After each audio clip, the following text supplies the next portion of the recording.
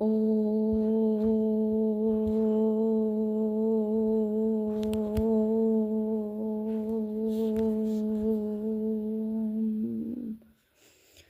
শান্তি। 10-11-2025 প্রাতঃ মুরলি। ওম শান্তি। বাপদাদা মধুবন। আজকের বাপদাদার অমূল্য মহাবাক্য হচ্ছে, মিষ্টি বাচ্চারা, বাবা তোমাদের জ্ঞান এবং যোগের পুষ্টিকর আহার খাইয়ে জোরদার তদারক করেন, তাই তোমরা সর্বদা খোশ মেজাজে থাকো আর শ্রীমত অনুসারে সকলকে তদারক করতে থাকো। বাবা তোমাদের জ্ঞান এবং যোগের পুষ্টিকর আহার খাইয়ে জোরদার তদারক করেন, তাই তোমরা সর্বদা খোশ মেজাজে থাকো আর শ্রীমত অনুসারে সকলকে তদারক করতে থাকো। আজকের মুরলি থেকে প্রশ্ন হচ্ছে, এই সঙ্গম যুগে তোমাদের কাছে সব থেকে অমূল্য জিনিস কি আছে যাকে রক্ষা করতে হবে? উত্তরে বাবা বলছেন, এই সর্বোত্তম ব্রাহ্মণ কুলে তোমাদের এই জীবন হলো খুবই অমূল্য, তাই এই শরীরের যত্ন অবশ্যই করতে হবে।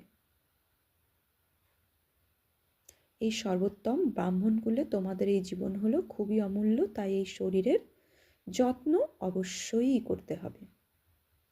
এমন নয় যে এ তো মাটির পুতুল, এ তো একদিন শেষ হয়ে যাবে, তা নয়। এই শরীরকে বাঁচিয়ে রাখতে হবে। কেউ যদি অসুস্থ হয় তো তার প্রতি বিরক্ত হওয়া উচিত নয়। তাকে বলো, তুমি শিব বাবাকে স্মরণ করো, যত স্মরণ করবে ততই পাপমুক্ত হয়ে যাবে। তার সার্ভিস করা উচিত। তোমরা বেঁচে থাকবে, শিব বাবাকেও স্মরণ করতে থাকবে। ওম শান্তি। জ্ঞানের তৃতীয় নেত্র প্রদানকারী আত্মাদের পিতা বসে তাঁর আত্মারূপী বাচ্চাদের বোঝান। জ্ঞানের এই তৃতীয় নেত্র একমাত্র বাবা ছাড়া অন্য কেউই দিতে পারে না। বাচ্চারা, এখন তোমরা জ্ঞানের তৃতীয় নেত্র পেয়েছ। বাচ্চারা, এখন তোমরা জানো যে এই পুরনো দুনিয়া পরিবর্তন হয়ে যাবে। বেচারা মানুষ জানেই না কে এই দুনিয়ার পরিবর্তন করবে আর কিভাবে তিনি পরিবর্তন করবেন, কেননা তাদের তো জ্ঞানের তৃতীয় নেত্র নেই। বাচ্চারা, তোমরা এখন জ্ঞানের তৃতীয় নেত্র পেয়েছ, যার দ্বারা তোমরা এই সৃষ্টির আদি, মধ্য এবং অন্তকে জেনে গেছো। এ হলো জ্ঞানের স্যাকারিন। স্যাকারিনের এক ফোঁটাতেও কত মিষ্টি হয়। জ্ঞানের একটি শব্দ হলো মন মনোভাব। কালকেও বাবা বলেছেন যে সঞ্জীবনী বুটি অর্থাৎ মন মনোভাব। তো জ্ঞানের একটি শব্দ যেটা হলো মন মনোভাব, এই শব্দ কত মিষ্টি। তোমরা নিজেকে আত্মা মনে করে বাবাকে স্মরণ করো। বাবা তোমাদের শান্তিধাম এবং সুখধামের পথ বলে দিচ্ছেন। বাচ্চারা, বাবা এসেছেন তোমাদের স্বর্গের অবিনাশী উত্তরাধিকারী দেওয়ার জন্য। স্বর্গের অবিনাশী যে বাবা যে উত্তরাধিকারী আমাদের দিচ্ছেন তা বিনাশ নয়। এখন যে জ্ঞান আর যোগের পুষ্টিকর আহার আমরা পাচ্ছি তা ওই কলিযুগ পর্যন্ত আমরা বসে সুস্থ থাকব, অর্থাৎ সত্য আর ত্রেতাতে অবিনাশী স্বর্গের উত্তরাধিকার। আর এই উত্তরাধিকারী যেটা আমরা এখন সঙ্গমে বাবার থেকে পাচ্ছি, যে অবিনাশী উত্তরাধিকার, সেটা কলিযুগ পর্যন্ত বসে চলবে আমাদের। এই হচ্ছে সত্যিকারের কামাই, অবিনাশী কামাই। তাই বাচ্চাদের কত খুশিতে থাকা উচিত। এমন বলাই হয় যে খুশির মতো পুষ্টিকর আহার নেই। যে সর্বদা খুশি আর মস্তিতে থাকে তার জন্য এ হলো পুষ্টিকর আহারের সমান। 21 জন্ম মস্তিতে থাকার এ হলো জোরদার আহার। এই পুষ্টিকর আহার সর্বদা একে অপরকে খাওয়াতে থাকো। এ হলো এক অপরের প্রতি জোরদার তদারকি। এমন খাতির যত্ন আর কোনো মানুষই অন্য মানুষকে করতে পারে না। বাচ্চারা, তোমরা শ্রীমতের আধারে সকলের আধ্যাত্মিক সেবা করে থাকো। সততার সাথে সকলকে সত্যিকারের খুশি করা হলো কাউকে বাবার পরিচয় দেওয়া। মিষ্টি বাচ্চারা জানে যে অসীম জগতের বাবার দ্বারা, বাবা বলছেন মিষ্টি বাচ্চারা জানে যে অসীম জগতের বাবার দ্বারা আমরা জীবন মুক্তির সদ্গতি সগাত পাই। সত্যযুগে ভারত জীবন মুক্ত ছিল। পবিত্র ছিল। বাবা অনেক উচ্চ মানের পুষ্টিকর আহার দেন। তাই তো গায়ন রয়েছে যে অতীন্দ্রিয় সুখের কথা জানতে হলে গোপ গোপীদের জিজ্ঞাসা করো। এ হলো জ্ঞান এবং যোগের কতখানি নম্বর ওয়ান ওয়ান্ডারফুল পুষ্টিকর আহার। আর এই আহার একমাত্র আত্মিক সার্জেনের কাছেই আছে। এই আহারের কথা আর কেউই জানে না। আত্মার পুষ্টিকর আহারই হচ্ছে জ্ঞান আর যোগ, যেটা ও আত্মিক সার্জেন অর্থাৎ সুপ্রিম সার্জেন দিয়ে থাকে। বাবা বলেন, মিষ্টি বাচ্চারা, আমি তোমাদের জন্য হাতে করে সওগাত নিয়ে এসেছি।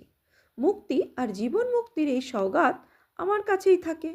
কল্প কল্প আমি এসেই তোমাদের এই সওগাত প্রদান করি। এরপরে রাবণ তো ছিনিয়ে নেয়। তাই বাচ্চারা, এখন তোমাদের খুশির পারদ কতখানি চড়া উচিত। তোমরা জানো যে আমাদের একজনই বাবা, টিচার এবং প্রকৃত সদ্গুরু, যিনি আমাদের সঙ্গে করে নিয়ে যান। আমরা আমাদের মোস্ট বিলাভেড বাবার কাছ থেকে এই বিশ্বের বাচ্চাই পাই। এ কি কম কথা? বাচ্চাদের সব সময় খুশিতে থাকা উচিত। Godly student life is the best. এ তো এখানকারই কথা, তাই না?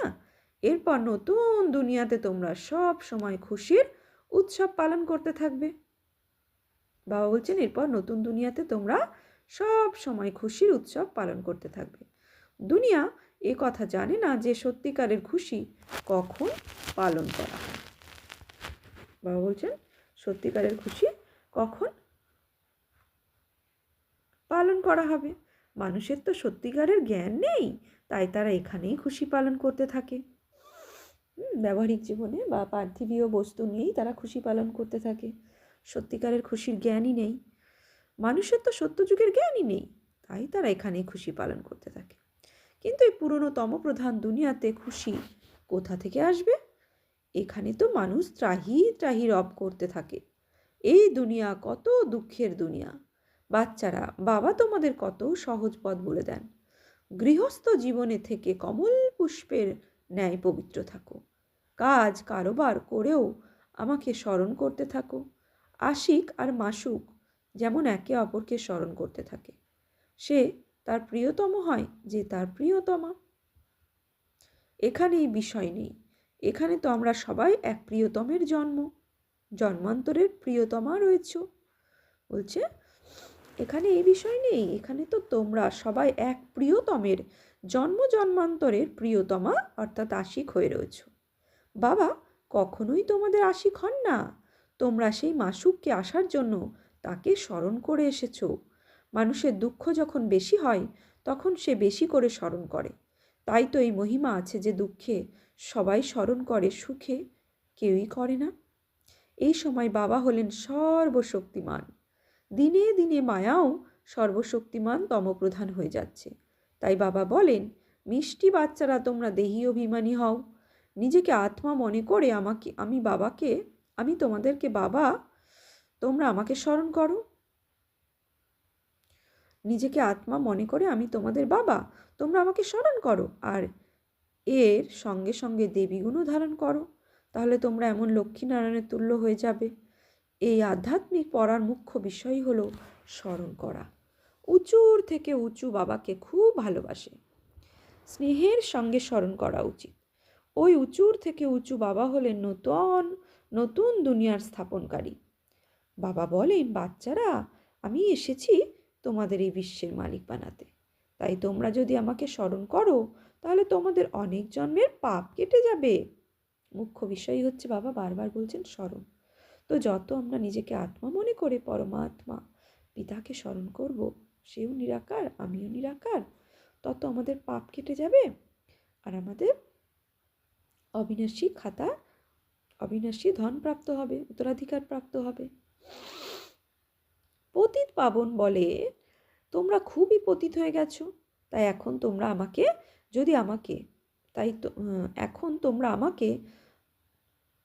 যদি আমাকে স্মরণ করো, অর্থাৎ এক নিরাকারী বাবাকেই যদি স্মরণ করো, তাহলে পবিত্র হয়ে পবিত্র দুনিয়ার মালিক হয়ে যাবে।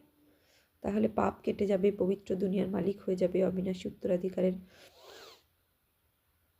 উত্তরাধিকার হয়ে যাবে।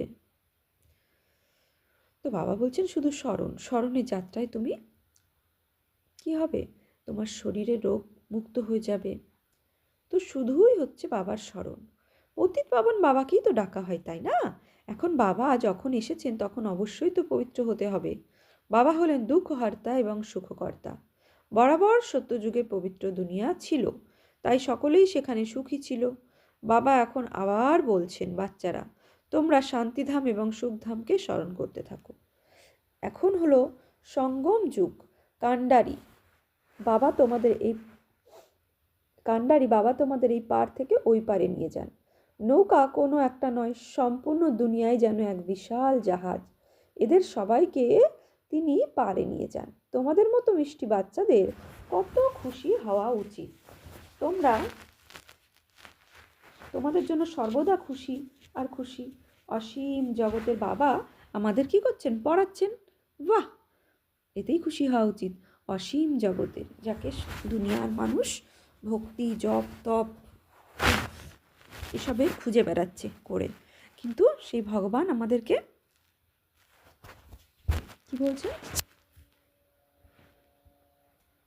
জপ তপ ভক্তি আদি করে খুঁজে বেড়াচ্ছে না, সেই ভগবান আমাদেরকে পড়াচ্ছে। সর্বদাই আমাদের খুশি থাকা উচিত যে ভগবান আমাদের পড়াচ্ছেন। অসীম জগতের বাবা আমাদের পড়াচ্ছেন। বাহ, এমন পড়াশুনো তো কখনোই শুনিনি বা পড়িনি। ভগবান উবাচু, আমি তোমাদের মতো আত্মিক বাচ্চাদের রাজযোগ শেখাচ্ছি, তাই তোমাদের তা সম্পূর্ণ রীতিতে শেখা চাই, ধারণা করা চাই। নম্বর তো সর্বদাই হয়, পড়াতে 1 নম্বর তো সর্বদা হয়। নিজেকে পর্যবেক্ষণ করা উচিত, আমি কি উত্তম, মধ্যম নাকি কনিষ্ঠ। বাবা বলে, নিজেকে দেখো, আমি কি উচ্চ পদ পাওয়ার যোগ্য? এই আধ্যাত্মিক সেবা কি আমি করি? কেননা বাবা বলেন, বাচ্চারা তোমরা সার্ভিসেবল হও, বাবাকে ফলো করো। আমি এই সেবার জন্য এখানে এসেছি, আমি রোজ সেবা করি, সেই কারণেই তো এই রথ নিয়েছি। এই রথ যদি অসুস্থ হয় তাহলে আমি এর মধ্যে বসে মুরলি লিখি। ব্রহ্মা বাবার শরীর যদি অসুস্থ হয়, ব্রহ্মা বাবার শরীররূপী রথকে শিব বাবা চুজ করেছেন। তার শরীররূপী রথে বসে ভগবান মহাবাক্য শ্রবণ করান। এবার ব্রহ্মা বাবার শরীর অসুস্থ হলে ব্রহ্মা বাবার শরীর দিয়ে সে মুরলি লেখে। মুখে তো বলতে পারে না শরীর খারাপ হলে, তাই আমি লিখে দিই। একবার বাবার গলা অপারেশন হয়েছিল, তখন ডাক্তার বলেছিল কথা বলা যাবে না, তখন কি করে বাচ্চারা মুরলি পাবে? তাই বাবা মানে পৃষ্ঠার পর পৃষ্ঠা মুরলি রাত ভরে লিখতেন, লিখে বাচ্চাদেরকে দিতেন। তো মুখে তো বলতে পারে না, তাই আমি লিখে দিই যাতে বাচ্চাদের মুরলি মিস না হয়। তাই আমিও তো সেই সার্ভিসেই আছি, তাই না? এ হলো আধ্যাত্মিক সার্ভিস। তাই বাচ্চারা তোমরা বাবারও এই সার্ভিসে লেগে যাও, এই গড ফাদারলি সার্ভিসে। যে খুব ভালো পুরুষার্থ করে, খুব ভালো সার্ভিস করে, তাকে মহাবীর বলা হয়। দেখা হয় যে কে মহাবীর?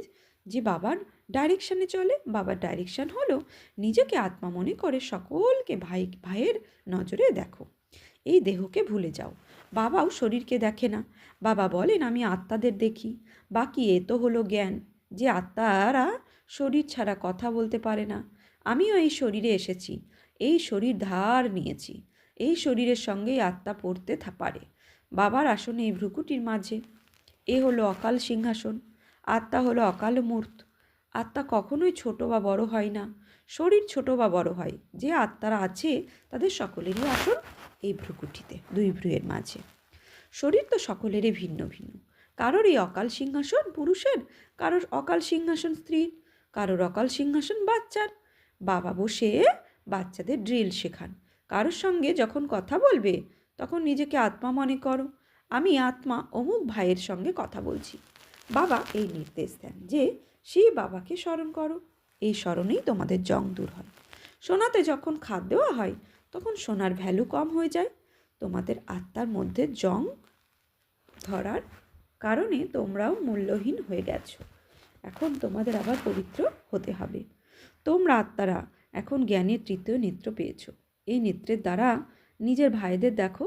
ভাই ভাই নজরে দেখলে তোমাদের কর্মেন্দ্রিয় চঞ্চল হবে না।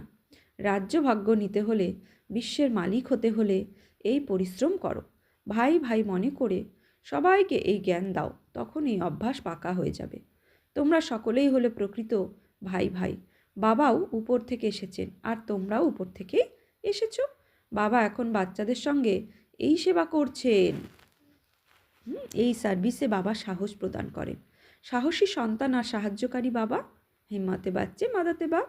অর্থাৎ যদি হিম্মত আমরা না দেখাই, বাবার মাদাত আমরা অনুভব কী করে করব? তাই যে কোনো পরিস্থিতিতে আমাদের কী দেখাতে হবে? হিম্মত। তবে বাবা মাদাত করবে, এই অভ্যাস করতে হবে। আমি আত্মা, আমরা ভাইকে পড়াচ্ছি। আমি আত্মা আমার ভাইকে পড়াচ্ছি। আত্মা তো পড়ে, তাই না? এই জ্ঞানকে স্পিরিচুয়াল জ্ঞান বলা হয়, যা আত্মাদের পিতার কাছ থেকে পাওয়া যায়। এই সঙ্গম যুগে এসেই বাবা এই জ্ঞান প্রদান করেন যে নিজেকে আত্মা মনে করো। তোমরা বস্ত্রহীন অবস্থায় এখানে এসেছিলে, অর্থাৎ শরীররূপী বস্ত্রহীন অবস্থায় এই পরম ধাম থেকে আমরা ধরাধামে এসে শরীররূপী বস্ত্র ধারণ করেছি। তাই বাবা বলছেন তোমরা পরমধাম থেকে বস্ত্রহীন অবস্থায় এসেছিলে, তারপর শরীর ধারণ করে 84 জন্মই পাঠ পেয়ে করেছো। এখন আবার তোমাদের ফিরে যেতে হবে। তাই নিজেকে আত্মা অনুভব করে সকলকে ভাই ভাইদের দৃষ্টিতে দেখাতে হবে। এই পরিশ্রম তোমাদের করতে হবে। নিজের পরিশ্রম নিজেকেই করতে হয়, অন্যের জন্য কি যায় আসে। চ্যারিটি বিগিনস অ্যাট হোম, অর্থাৎ নিজেকে প্রথমে আত্মা মনে করে তারপর ভাইদের তো বোঝাও, তাহলে খুব ভালোভাবে তীরবিদ্ধ হবে। এই জোর তোমাদের দিতেই হবে। পরিশ্রম করলে তবেই উঁচু পদ পাবে। এতে কিছু সহ্যও করতে হয়। যখন কেউ উল্টো পাল্টা কথা বলবে, তখন তোমরা চুপ থাকো। তোমরা চুপ করে থাকলে অন্যে আর কি করবে? 2 হাতেই তো তালি বাজে। একজন মুখের তালি বাজালে অপরজন যদি চুপ করে থাকে, তাহলে বাবা বলছেন একজন যদি মুখের তালি বাজায়, অপরজন যদি চুপ করে থাকে, তাহলে এমনিতেই তো চুপ হয়ে যাবে। তালিতে তালি বাজলেই আওয়াজ হয়। বাচ্চাদের একে অপরের কল্যাণ করতে হবে। বাবা বোঝান যে বাচ্চারা সর্বদা যদি খুশিতে থাকতে চাও, তাহলে মনে ভাবো, নিজেকে আত্মা মনে করো, আত্মা জ্ঞান করে বাবাকে স্মরণ করো, ভাইদের দিকে দেখো। বাচ্চাদের তাই এই আধ্যাত্মিক যাত্রায় থাকার অভ্যাস করতে হবে। এতে তোমাদেরই লাভ আছে। বাবার এই শিক্ষা ভাইদের দিতে হবে। বাবা বলেন আমি তোমাদের অর্থাৎ আত্মাদের জ্ঞান প্রদান করছি। আমি আত্মাদের দেখি, যখন মানুষ সঙ্গে কথা বলবে তখন তো তাদের মুখের দিকেই দেখবে, তাই না? তোমরা আত্মার সঙ্গে কথা বলো, তাই আত্মাকেই দেখতে হবে। যদিও তোমরা এই শরীর দ্বারাই জ্ঞান প্রদান করো, কিন্তু দেহের বোধ তোমাদের ত্যাগ করতে হয়। তোমাদের আত্মা বুঝতে পারে, বা বলছেন তোমাদের আত্মা বুঝতে পারে পরমাত্মা বাবা আমাদের জ্ঞান প্রদান করছেন। বাবাও বলেন আমি আত্মাদেরই দেখি, আত্মাও বলে আমি পরমাত্মা বাবাকেই দেখছি, তার থেকে জ্ঞান গ্রহণ করছি। একে বলা হয় স্পিরিচুয়াল জ্ঞানের লেনদেন। আত্মার সঙ্গে লেনদেন, আত্মার মধ্যেই জ্ঞান রয়েছে, আত্মার মধ্যেই জ্ঞান রয়েছে, আত্মাকে জ্ঞান দান করতে হবে। এ যেন এক শক্তি, তোমাদের জ্ঞান এই শক্তিতে ভরপুর হবে। তখন কাউকে বোঝালে চট করে তীর লেগে যাবে। বাবা বলেন তোমরা এই অভ্যাস করে দেখো যে তীর লাগে কি না। এই নতুন অভ্যাস করো, তাহলে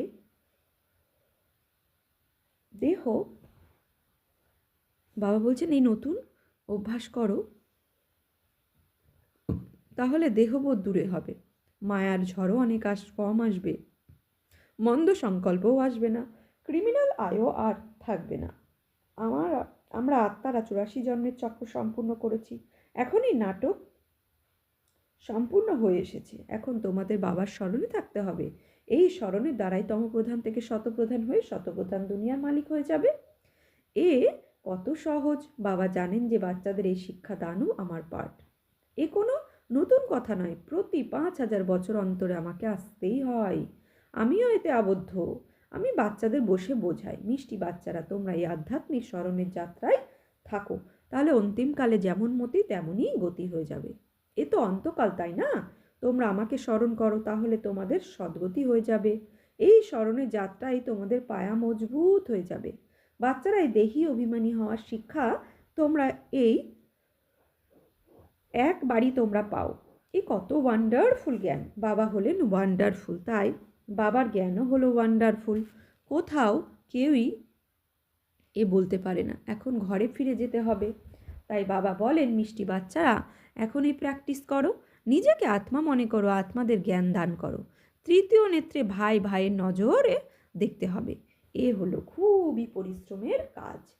এ হলো তোমাদের মতো ব্রাহ্মণদের সর্বোত্তম উঁচু থেকে উঁচু কুল। এই সময় তোমাদের জীবন হলো অমূল্য, তাই তোমাদের এই শরীরেরও সুরক্ষা করতে হবে।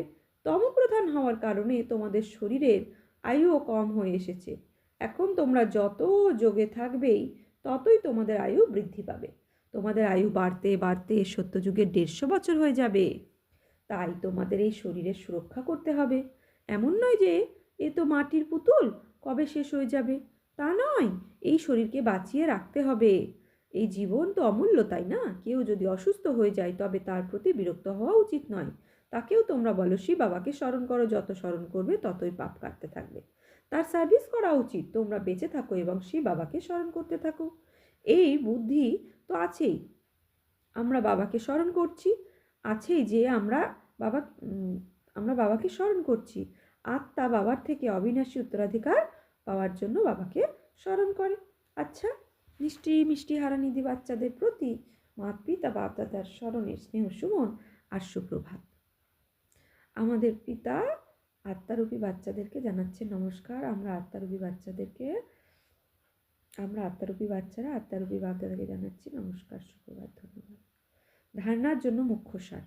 নিজেকে দেখো যে আমি পুরুষার্থে উত্তম নাকি মধ্যম নাকি কনিষ্ঠ। আমি উচ্চ পদ পাওয়ার যোগ্য কি? আমি আধ্যাত্মিক সার্ভিস করি কি? 2 নেত্রে আত্মারূপী ভাইকে দেখো।